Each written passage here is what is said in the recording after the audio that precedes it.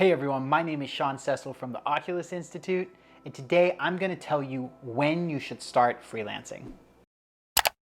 Awesome everyone, so today is my third video in the little mini series on freelancing. The first video was about the one key to being successful in freelancing. The second video was about the one pitfall that will screw you over if you're trying to freelance. And then today's video is about when's the best time to get started.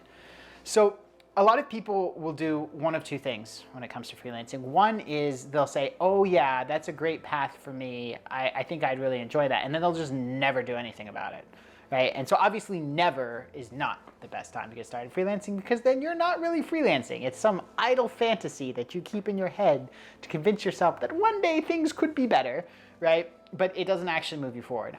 On the other hand, some people say, hey, I'm gonna worry about that once I quit my job. Right, and I'm not going to worry about that now, right? I'm in this other job, and I don't want to have too many things on my plate, and I'll just deal with it, when I'm on my own. Unfortunately, both of these end in the same place. Both of those end in a position because if you just sit there and it's just an idle fantasy, eventually you burn out or you get fired or whatever, and now you are left with no income, and now you have to figure out the freelancing that and at this point you probably expect it to be really easy because you've been fantasizing about it for so long, and then you're going to find out that it's not as easy as you think, and that's going to be a problem. Likewise, the people who say, oh, I'll deal with it when I quit, they'll quit their job, they'll put themselves in that position. Once again, no income, sitting there expecting the freelancing to be easy, and then again, they find out that it's a lot harder. Now they're in a scarcity mentality. They say, I can't pay my bills. They start to panic. That makes it harder for them to be successful. And then, that kind of throws them off the track, and then they end up normally going and getting another job, right? So both of these situations, right, either procrastinating, or just quitting and say, hey, I'll deal with it then, both of those end up in a situation where you're totally reliant on freelancing, upon which you have zero experience because you've not done it before, and your income is dependent upon you figuring out something that you know nothing about really quickly, which is a recipe for stress. That's a recipe for panic. It's a recipe for anxiety. Don't go down that path, right? So the best way to do the freelancing is to actually start doing it on the side and making money while you're doing full-time work. Unless there's a specific clause in your employment contract prohibiting you from moonlighting, which, if there is, that's something that you can even go talk to your boss about and say, hey, listen, I want to make a little bit of extra money on the side. Can I get an exemption from this?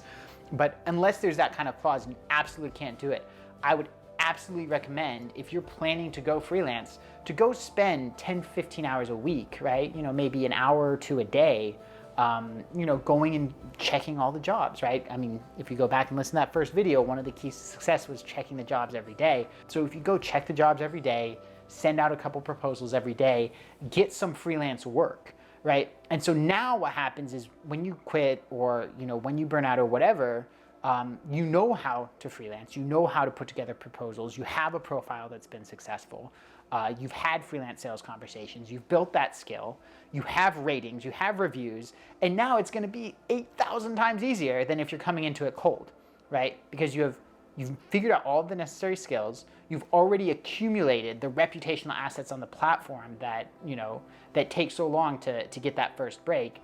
And you've gotten a little bit of money from it. So now you're not going to be having doubts about, is this viable, right? If you're coming into it cold and your whole income's dependent on it, you're going to be asking yourself, I don't even know if freelancing is even going to sustain my income. I don't know if it's possible. But if you've already earned money doing it, you know that all you have to do is scale it up and get more clients. You don't have that stress. And so this path is so much easier because you're not dealing with the scarcity mentality. You're not questioning your abilities. You're not trying to figure out everything from scratch, right? And it allows this smooth transition. So when I talk about dream bridges, when I talk about people not having to have these big drops in their income when they make changes, it's that kind of thought process that does it. Now, obviously, if you half-ass it on the front end and you're working in your job and you're only doing a little bit and you're doing it half-hearted and you're falling into that pitfall we talked about in the second video, that's not going to work, right? You have to be committed. You have to check every day, but you don't have to be putting in full-time 40 hours a week, because you already have a full-time job doing 40 hours, but you do have to put in an hour or two a day. And then when you get the work, you can kind of build that up, and then that allows you this smooth transition. And that's kind of this holy grail that a lot of people are looking for, is that kind of smooth career transition. And they people will fall into all kinds of, get rich easy schemes and MLM stuff and all that, looking for that. But in reality, it's not that hard. It comes down to, the basic principles of being committed, doing it properly, and doing it at the right time, doing it when you have the capacity to do it instead of doing it when you have to, right? Which comes back to the notion of prevention versus cure. Do it right up front. Ounce of prevention saves you a pound of cure. So the best time to start freelancing is while you're still at the job that you're at, right? And spend a couple months getting your toes in the water, building the skills, getting your first clients, and getting ready to go. Don't try to do it cold out of the gate when you're expecting that to be your whole source of income, because it will take time to get ramped up, and it will be incredibly stressful for you, and that is something you want to avoid. Hey everyone, I hope you enjoyed this video.